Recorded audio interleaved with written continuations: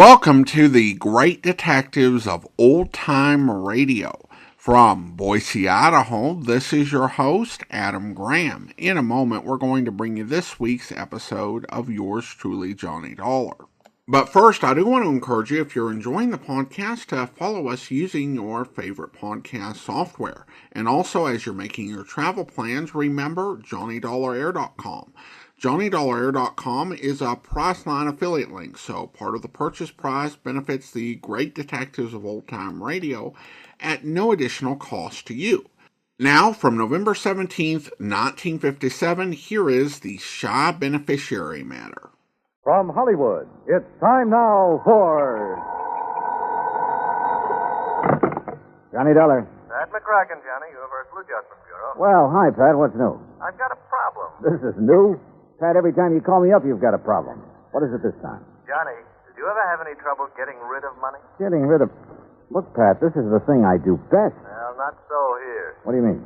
I got $25,000. I've been trying to give it away for 2 weeks, but I can't. Just a minute. Let me take the phone. Huh? For a minute, I thought you said you were trying to give away $25,000 and couldn't. You heard me correctly.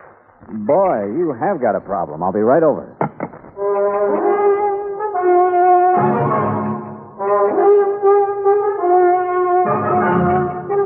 Bob Bailey in the exciting adventures of the man with the action-packed expense account. America's fabulous freelance insurance investigator. Yours truly, Johnny Dollar. And now, Act One of yours truly, Johnny Dollar.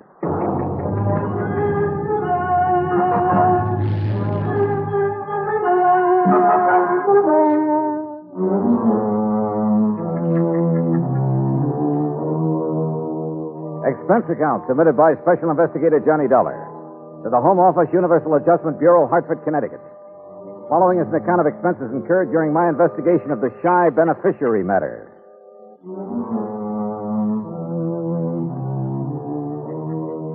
Expense account item 1, $1.20 for a cab from my apartment to the offices of Universal Adjustment, where Pat was waiting for me, looking very snide. Oh, this is a real twist, Johnny. Usually beneficiaries are beating down my door to collect. This one is playing it real coy. What's the deal, Pat? Well, it starts out real simple. 2 weeks ago, a Miss Helen Gaysworth died. Huh? Insured for $25,000. Beneficiary, a man named Elijah Summers. So? Well, that's where my troubles start. No Elijah. Can't locate? Can't locate. No trace whatsoever. Well, what have you done so far? Well, the usual, Johnny. We've checked death lists, advertised in the newspapers. All I've come up with is nothing. Where did you advertise? New York. That's where Miss Gaysworth lives. Uh-huh. Do you have any relatives? None, as far as we can determine. Any idea who this Elijah Summers is, or why she picked him as beneficiary? Well, the only lead we've got is something Miss Gaysworth's landlady told us. Oh, what's that? Well, apparently this Miss Gaysworth was something of, an eccentric. Lived alone in a dingy apartment, felt that the world was pretty much against her. Oh? All except Elijah Summers. Landlady heard her mention him once or twice. It seems he's been nice to her sometime in the past. How? That I don't know. Neither does the landlady. She have any idea where he could be? What he's doing? If he's even alive? No. But if he is, he's entitled to $25,000, so we've got to find him. Hey, you know, you don't have much to go on, Pat. Correction, Johnny? You mean you don't have anything to go on? Expense account item 2, $36 even. Transportation and incidentals to New York City. I saw the landlady. Miss Gaysworth had moved in 6 months ago from somewhere a few blocks away. 3 hours later, I'd located the somewhere a few blocks away. There, I learned only that she'd, moved in from somewhere else a few blocks away. Gradually, however, a picture arose before my mind of a sweet little old lady drifting from place to place alone, and, well, I felt sorry for her. I also felt sorry for me, because nobody along the line had ever heard of Elijah Summers. Finally, I turned up her first landlady in New York. She remembered Miss Gaysworth mentioning something about having come from San Francisco. She thought. Item 3, $167.20 plain fare and incidentals to San Francisco. Item 4, $9.50 newspaper ads in the San Francisco papers. Frankly, I wasn't very optimistic, but that's where I was wrong, because the very first day I got results.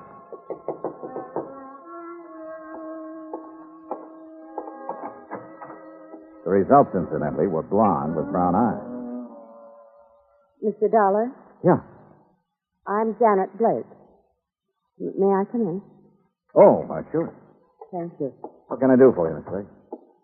You're the one who ran the ad about Elijah Summers. Yeah, that's right. Has he answered it? Not yet. Do you have any idea where he is? No, none at all. That's why I advertised. Look, are you related to Mr. Summers? No. I'm a friend of his. Well, have you any idea where he might be, Miss Blake? Have you ever heard of a little town called South Fork, California? No. It's on the Yuba River, up in the Sierras, in what used to be some of the gold rush country. You think Elijah Summers might be up there? Maybe. What makes you think so? Just call it a hunch, Mr. Dollar. Just a hunch.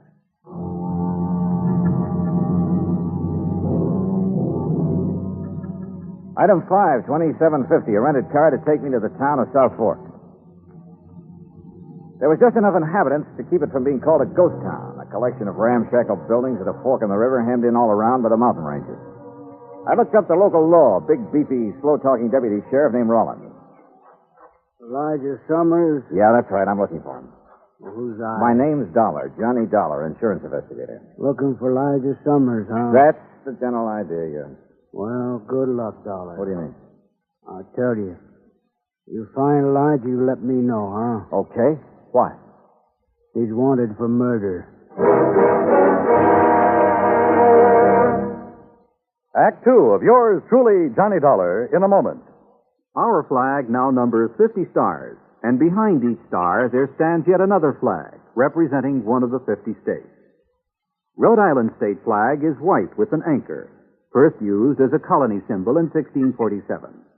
The motto Hope was added in 1664, when the government was organized under a charter from King Charles II. A circle of 13 gold stars were added for the original 13 colonies. This is the flag of a unique colony and state which carried out a most noble experiment in freedom. The Royal Charter of 1663 reads, "To hold forth a lively experiment, that a most flourishing state may stand and best be maintained with full liberty in religious concernments." Rhode Island state flag, the flag of the 13th state to enter the Union, was adopted on May 19, 1897. And now, Act 2 of yours truly, Johnny Dollar, and the shy beneficiary matter.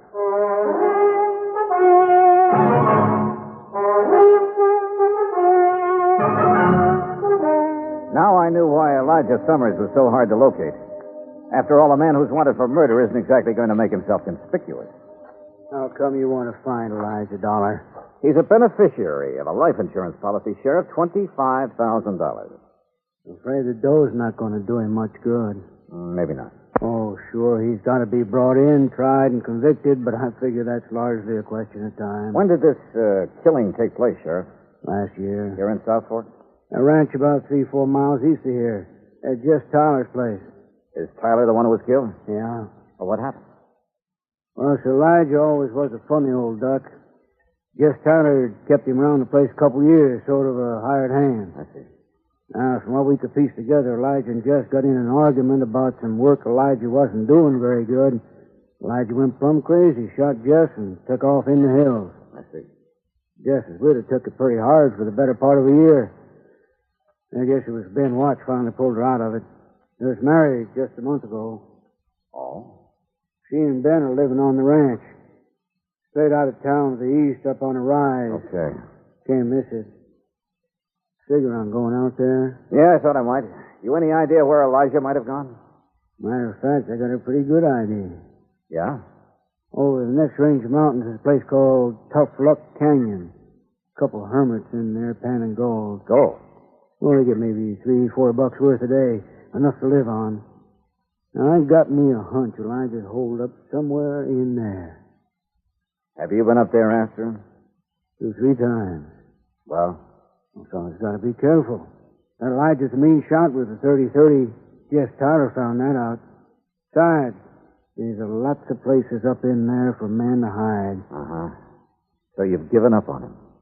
Dollar, I don't give up on no man. Elijah stays up there long enough, he's going to get careless. One of these times I go up there, I'll get him. I got into my car and drove out to the Tyler Ranch where his widow Clara and her new husband Ben Watts were living. They were expecting me. Sheriff Rollins phoned us you were coming, Mr. Dollar. I doubt if there's much we can add to what he's already told you about Elijah and the killing. Well, I'm sure you don't enjoy talking about it, Mrs. Watts, but I don't mind any more, Mr. Dollar. Time has a way of taking care of most things. Of course, I still can't help feeling sort of bitter about Elijah. But I also can't help feeling sorry for him. Yeah, sure, I understand. I gather that Mr. Tyler always treated Elijah pretty well. Yes, he did. It kept him around here when it really didn't pay to. Uh-huh. Then how could Elijah turn on him that way? Well, Elijah was always pretty unpredictable, I guess. No one really knows what the argument was about. Mr. Watts, how would I get to Tough Luck Canyon? You? You mean you're going after Elijah? I'd like to try. I don't think that's a very good idea, Mr. Dollar. Probably not. But why not? Could be dangerous for you. Maybe. And why do it? My job. I've been thinking about Elijah a lot lately. An old man like that somewhere up in that canyon out in the open, in the cold. It just isn't right. Yeah, well, anyway, how do I get there? As the road takes off a mile or so from here, you'll see it marked. Winds up through the mountains to about 3 hours' hike from Tough Luck Canyon. Okay, thanks. Just one thing, Mr. Dollar. This Elijah, he's a good shot. I know. Yeah, so do I. Put a 30-30 slug in my shoulder once. When was that? Night of the killing. I was living on the next ranch over at the time. I was one of them that took off after him. He winged me from 200 yards. Oh? I tell you for a fact, Mr. Dollar, he can shoot fast, he can shoot straight. With those cheerful words from Ben Watts ringing in my ear, I drove back to town. Item 6, $35.40 for some camping equipment. I figured I'd be spending a couple of nights out in the open. I found the so-called road they told me about. Finally, it just sort of petered out among the trees and rocks up near the timberline. I started hoofing it. 3 hours later, I was over the ridge and working my way down the western slope of Tough Luck Canyon. Suddenly, I stopped. Yeah, somebody was trailing me. I crouched behind some brush and waited. Then I lunged. Hey, wait a minute. You're the girl who answered my ad about Elijah in San Francisco. Mr. Dollar. Janet. Janet Blake, isn't it? Oh, I'm afraid I lied to you about my name, Mr. Dollar. It's really Janet Tyler. Tyler. Just Tyler, the man Elijah killed. He was my father. Well, what are you doing here? Decide to take the law into your own hands, maybe? You don't understand. I don't want to harm Elijah, but he must be found and brought back. Well, I'm with you there. Then stay with me, because I think I can lead you to him.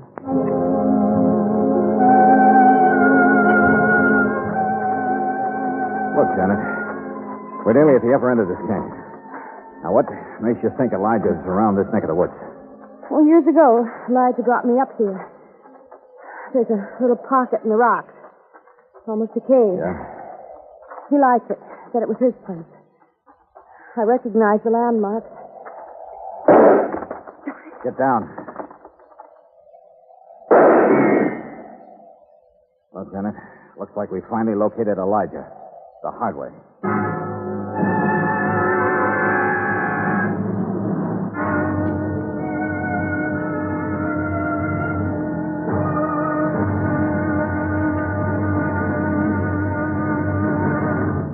Act 3 of yours truly, Johnny Dollar, in a moment. It is a very well-known fact that symbols are important to men everywhere. Whether they be symbols of country, religion, or honor, they're a cherished part of the culture and tradition of all peoples. As in almost all countries of the world, the people of Spain are very religious. And in the Spanish town of Vendrell, the people were having difficulty with a symbol. A 300-pound angel sitting on top of a 150-foot church steeple. The angel had been there since 1784 and needed repairs to keep it from falling down on the heads of the parishioners. But 150 feet is a long way up, and 300 pounds are a lot of weight to bring down. Now, there was a great deal of head-scratching over the problem, until someone casually mentioned the problem to someone else who happened to be stationed at the United States Air Force Base in Zaragoza, Spain. It wasn't long before visions of a helicopter came to mind. Because Americans like to help other people everywhere, the Air Force whirlybird lifted the Angel from the church steeple, brought it down for repairs, and later returned it to its perch. So grateful were the people of Vendrell for this act of friendly cooperation that they held a mass celebration of American Day to show their appreciation. Television and newsreels carried the story of kindness. So did the newspapers and magazines throughout Spain. This gesture on the part of the United States Air Force created a new symbol, a symbol of friendship and understanding. It became a symbol of freedom, the right of all men everywhere. And now, Act 3 of yours truly, Johnny Dollar, and the Shy Beneficiary Matter.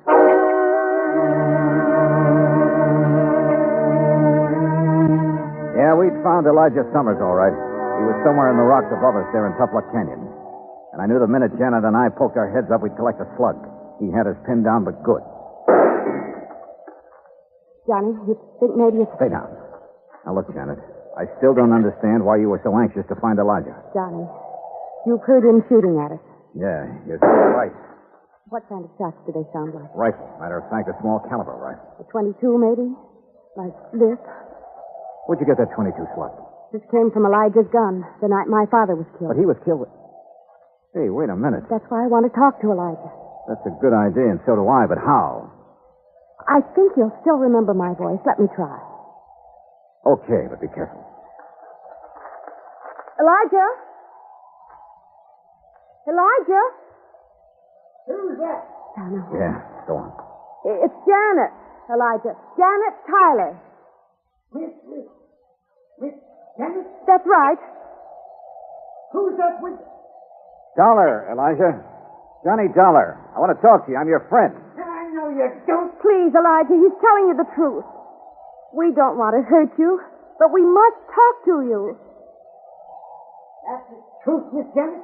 Yes, you know I've never lied to you. You there. Dollar. You got a gun? Yes.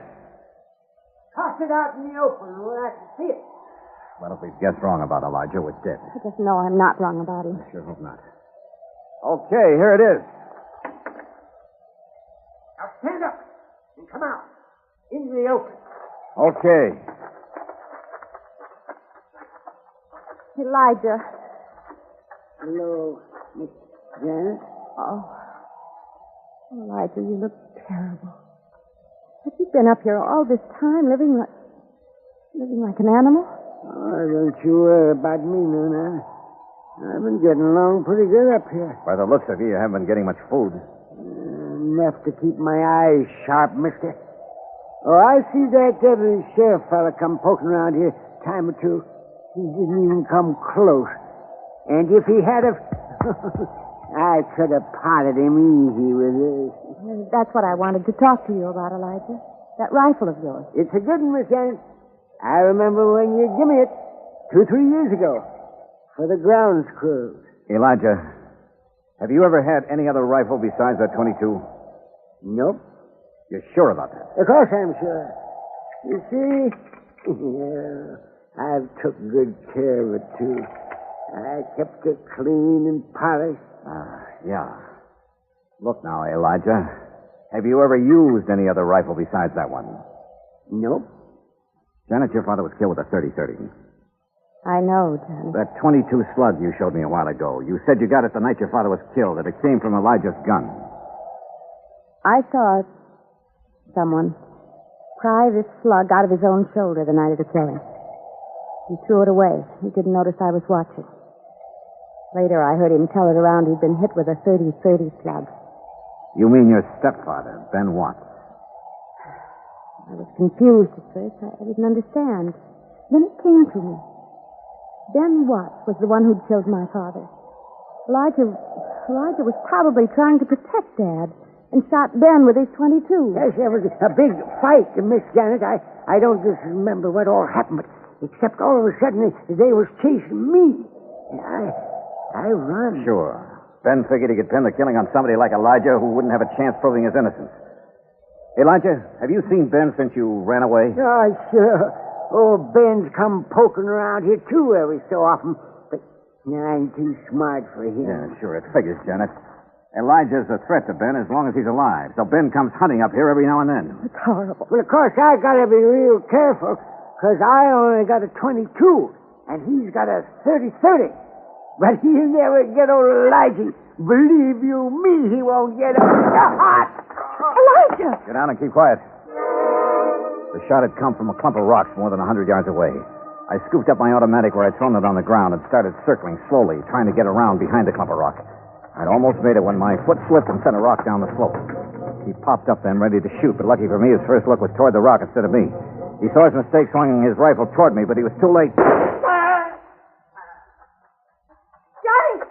Johnny! Yeah, right here, Janet. How's Elijah? Shoulder. He's all right, though. Johnny? Yeah, it's Ben Watts, all right. Is he?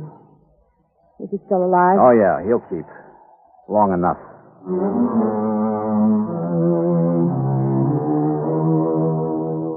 Expense account total $410 even. Remarks?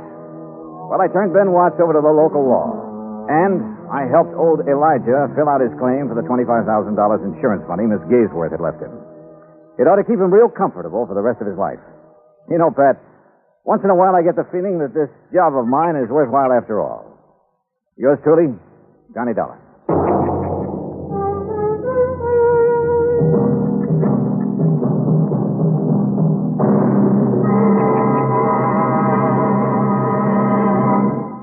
Our star will return in just a moment. Our flag now numbers 50 stars. And behind each star there stands yet another flag representing one of the 50 states. Alabama's state flag is white with a crimson cross of St. Andrew, the symbol of the Confederacy and the national flag of Scotland. Alabama's state capital, Montgomery, served as the first capital of the Confederacy, and it was on the steps of its Capitol building that Jefferson Davis took the oath of office as President of the Confederated States of America. The Scottish cross is in the form of an X, or saltire, and is also found on the state flags of Georgia and Mississippi. Perhaps it is the independent, rugged spirit of the Scots that recommended its national symbol to the Confederacy as a symbol of its rebellion. Alabama's state flag, the flag of the 22nd state to enter the Union, was adopted on February 16, 1895. Now, here is our star to tell you about next week's story. Next week, the most cockeyed case I ever worked on. Not one of life, but death insurance. Join us, won't you? Yours truly, Johnny Dollar.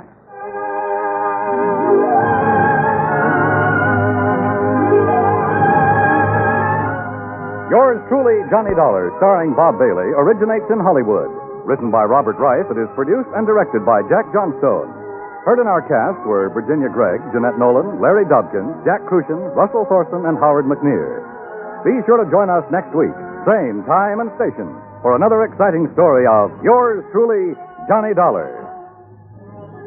This is Dan Cubberly speaking. Welcome back. Well, I think this is one of those stories that might have worked a bit better with some more breathing room. Not even a serial, but just a few more minutes of story. I thought this was a good story and a nice contrast to those episodes that end with Johnny saying, why am I doing this? And I enjoy a story where Johnny gets to win a little. Now we turn to listener comments and feedback. And this one comes in regards to the Three Sisters matter from Sace Off on YouTube, who writes, indeed, the .257 Roberts is a real caliber, but it's not widely used, and I'm not sure that it ever was. Back in the early 1980s, in one of my previous lives, I spent 2 years working in the sporting goods department of a certain department store in Midland, Texas. The last name of the store manager was Crook, so we had a crook working in retail.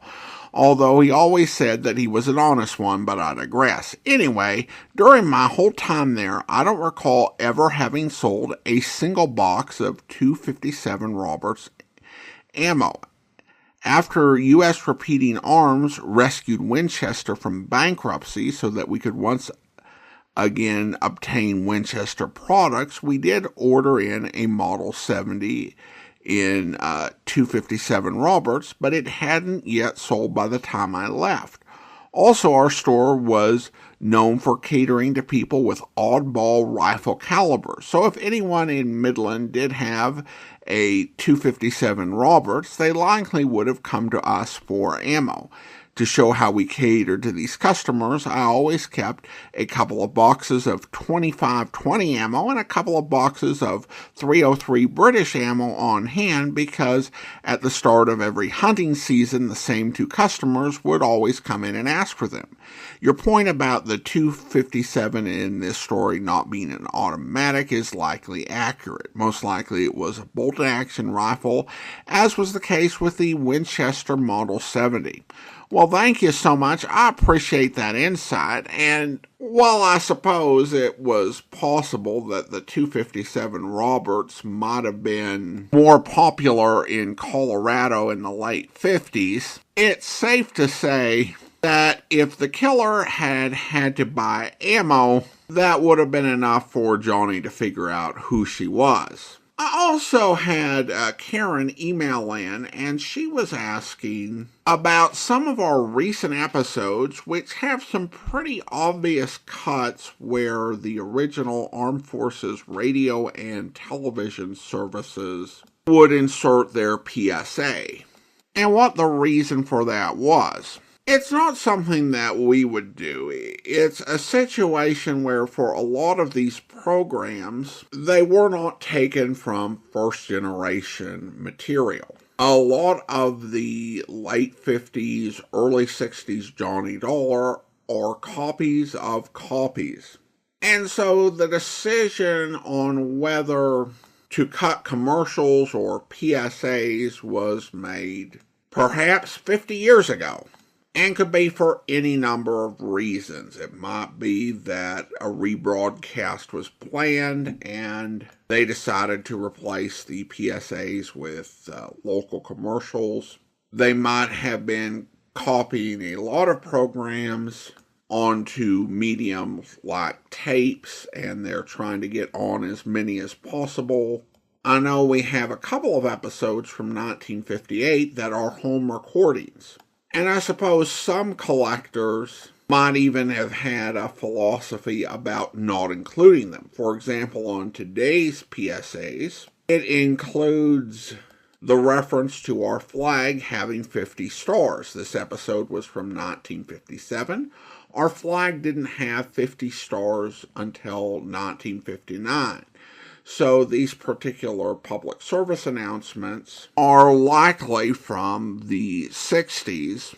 So I could see someone saying, I just want the original radio programs and not these later editions. Of course, they're pretty interesting to those of us in the 21st century, but if, say, you were living in 1972 or something, maybe not so much.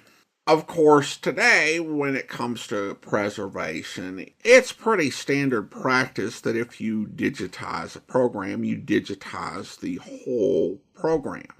And if someone has to use the program for some other purpose, they can edit or cut as they'd like, but you still need that source to have everything in it. But thanks so much for the question, Karen. And then we turn to a review on Apple Podcasts from BZ Working Mom. And she writes, I've been listening to the show for almost as long as it's been available. I love the episodes, the history. I really like Adam's commentary. He gives great background and framing to the episodes. Just like everyone, I have favorite shows and less favorite shows, but I appreciate what I learn from each. It's part of the entertainment value for me. The nasty critiques of Adam's voice are like nails on a chalkboard to me. Give me a break. I chose this podcast because of what he adds. If I only wanted the old-time radio episodes without his input, I would just go elsewhere. Great job, Adam. Well, thank you so much. I appreciate your kind comments.